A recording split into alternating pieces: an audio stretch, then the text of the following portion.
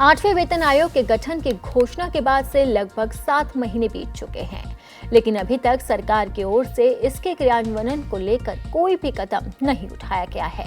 लाखों कर्मचारी और पेंशनर्स भोगे इस बात को लेकर परेशान हैं कि आखिर ये आयोग कब लागू होगा। एक सवाल ये उठता है कि आखिर कर्मचारियों को सैलरी में इजाफे के लिए और कितना इंतजार करना पड़ेगा।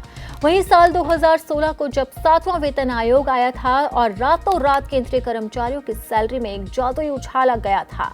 ये संभव हुआ था फिटमेंट फैक्टर से। दरअसल 7वें वेतन आयोग के तहत कर्मचारियों की सैलरी में बढ़ोतरी के लिए सरकार ने 2.97 फिटमेंट फैक्टर का इस्तेमाल किया था। आपको बता दें कि इस फिटमेंट फैक्टर के चलते सरकारी कर्मचारियों की मिनिमम सैलरी 7,000 से बढ़कर 18,000 रुपए हो गई थी। अब 10 साल बाद इतिहास अपने आप को दोहराने के लिए तैयार है और घड़ी की सुइयां फिर से उसी मोड़ पर आ गई है जहां 10 साल पहले थी। इन दिनों 8वें वेतन आयोग को लेकर चर्चाएं गर्म हैं। हालांकि अभी तक इसकी आधिकारिक घोषणा नहीं हुई। इस तरह इस बार फिटमेंट फैक्टर को लेकर भी फुसफुसाहट है।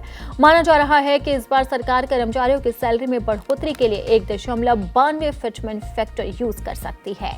ऐसे में सवाल उठता है कि अगर सरकार केंद्रीय कर्मचारियों की सैलरी में 1.92 फिटमेंट फैक्टर यूज करती है तो 30,000, 50,000 और 80,000 रुपए की बेसिक सैलरी पाने वाले कर्मचारियों के वेतन में कितनी बढ़ोतरी होगी और उनकी जेब पर क्या प्रभाव पड़ेगा। 7वें वेतन आयोग में जिन कर्मचारियों को वर्तमान में 30,000 की बेसिक सैलरी मिलती है, 8वें वेतन आयोग में 1.92 फिटमेंट फैक्टर के तहत इन कर्मचारियों की सैलरी में लगभग 27,600 रुपए की बढ़ोतरी हो सकती है और उनका वेतन 57,600 तक पहुंच सकता है। इसी तरह जिन कर्मचारियों की मौजूदा सैलरी 50,000 रुपए है, उनका वेतन 1.92 फिटमेंट फैक्टर लागू होने पर 96,000 के करीब पहुंचने की उम्मीद है। इस तरह उनकी कुल सैलरी में 46,000 रुपए का इजाफा हो सकता है और ये काफी फायदेमंद भी होगा। इसलिए कर्मचारियों को उनकी सैलरी बढ़ने का बेसब्री से इंतजार है।